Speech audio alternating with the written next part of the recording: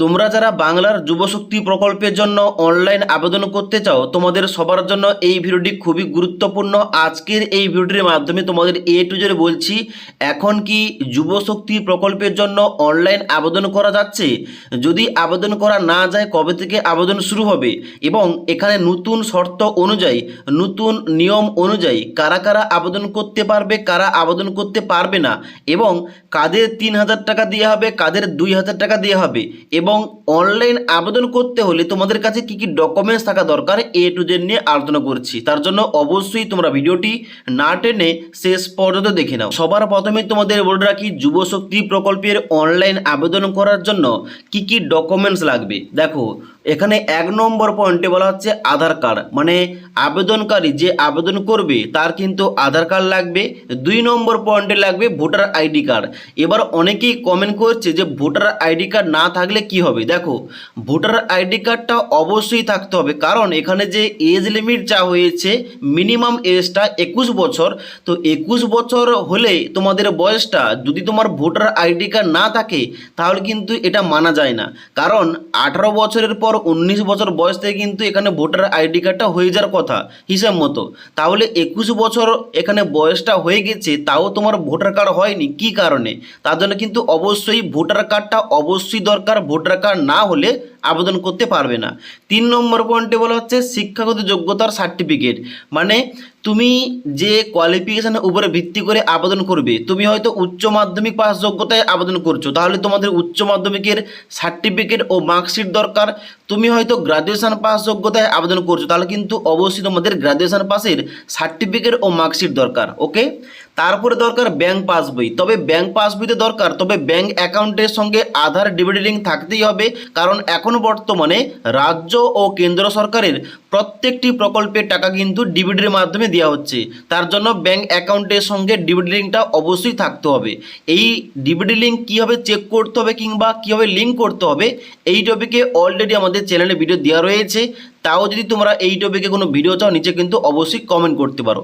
এবার বলা হচ্ছে পাসপোর্ট সাইজের ছবি, মানে যে আবেদনকারী তার একটা পাসপোর্ট সাইজের কালার ফটোগ্রাফ লাগবে, তবে ওটা কিন্তু রিসেন্ট লাগবে, মানে রিসেন্ট পাসপোর্ট সাইজের ফটো লাগবে, মানে মিনিমাম 2 থেকে 3 মাস আগে তোলা কিন্তু ছবি লাগবে, তার আগে কিন্তু পুরনো ছবি হলে হবে না। ওকে, তারপরে লাগবে এখানে স্থায়ী বাসিন্দার প্রমাণ, যেখানটায় কিন্তু তোমাদের স্থায়ী বাসিন্দার সার্টিফিকেট লাগতে পারে, তবে এটা কিন্তু কনফার্ম নয়।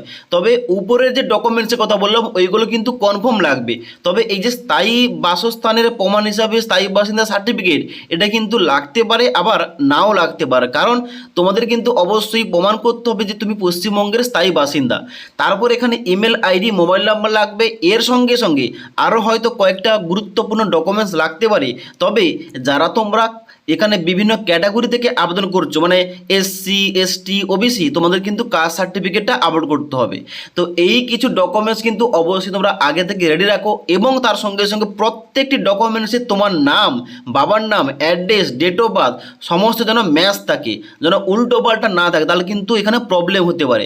তার জন্য তোমাদের আগে থেকে বলে রাখলাম, তোমরা কিন্তু অবশ্যই তোমাদের ভুল কোনো থাকলে আগে থেকে তোমরা সংশোধন করে ডকুমেন্টসগুলো ঠিক করে নাও। ওকে, এবার তোমাদের বলে দিই, যারা তোমরা ওয়েট করছো যে এখানে বাংলার যুবশক্তি প্রকল্পের জন্য কি অনলাইন আবেদন শুরু হয়েছে, না, অনলাইন আবেদন শুরু হয়নি। আগেও তোমাদের ভিডিওর মাধ্যমে বলেছিলাম, যারা বলছে ফেসবুক, ইউটিউব এবং বিভিন্ন সোশ্যাল মিডিয়ায় যে 22শে জুলাই থেকে আবেদন শুরু হবে, ওটা সম্পূর্ণ একটা ভুল কথা।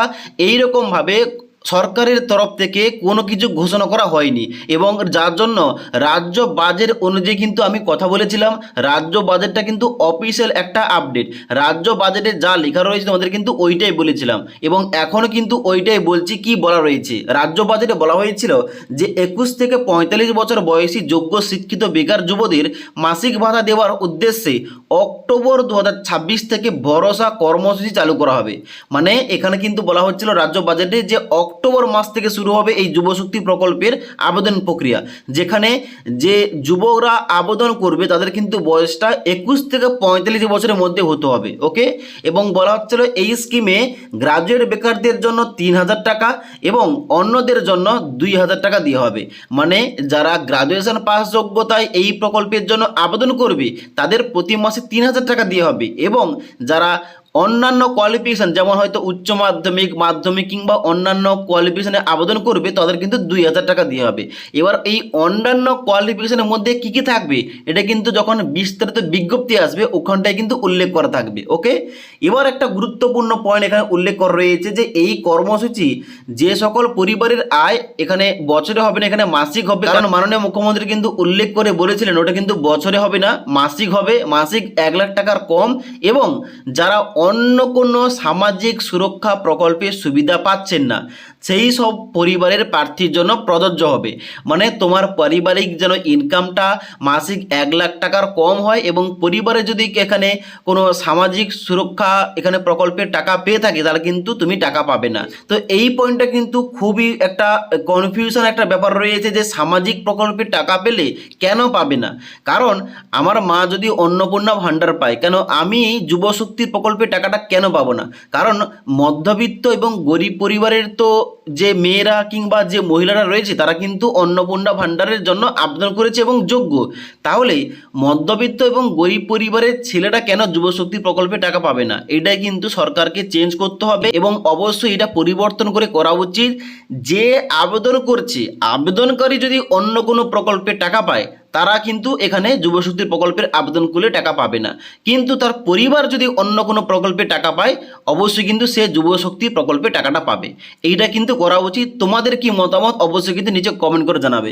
এবার অনস্ক্রিন দেখতে পাচ্ছ আমি কিন্তু যুবশক্তি যে পোর্টালটা রয়েছে ওই পোর্টালটা ওপেন করে রেখেছি। এখানে কিন্তু শুধুমাত্র নামের পরিবর্তন হয়ে গেছে এবং কালার পরিবর্তন হয়ে গেছে। এখানে কিন্তু যে অ্যাড্রেসটা মানে এখানে কিন্তু অ্যাড্রেসটা সেম রয়েছে, jubosathy.wb.government.in, এটা কিন্তু চেঞ্জ হয়নি। এবং তার সঙ্গে সঙ্গে যখন তুমি নিচের দিকে আসবে, নিচের দিকে আসার পর এখানে কিন্তু দেখতে পাচ্ছ এখানে ইম্পর্টেন্ট অ্যানাউন্সমেন্টে কি বলা হচ্ছে, the online application submission period the scheme has officially ended. মানে এটা কিন্তু যুবসাথীর কথা লেখা রয়েছে। এবং যখন তুমি এখানে অ্যাপ্লিকেশন সাবমিশন অপশানে ক্লিক করবে এখানে কিন্তু কোনো কিছু এখানে আপডেট নেই কিংবা এখানে কিন্তু কোনোভাবেই আবেদনটা শুরু হয়নি। এবং যখন তুমি অ্যাপ্লিকেশন স্ট্যাটাস অপশানে ক্লিক করবে এখানে ক্লিক করার সঙ্গে সঙ্গে এখানে কিন্তু পরবর্তী পেজ খুলবে, দেখতে পাচ্ছ বাংলার যুবসাথী প্রকল্প। এখানে কিন্তু ভিতরে কোনো কিছু পরিবর্তন হয়নি, ওয়েবসাইটের শুধুমাত্র নামটা পরিবর্তন করে দিয়েছে এবং এই যে ওয়েবসাইটের রংটা কিন্তু পরিবর্তন হয়ে গেছে।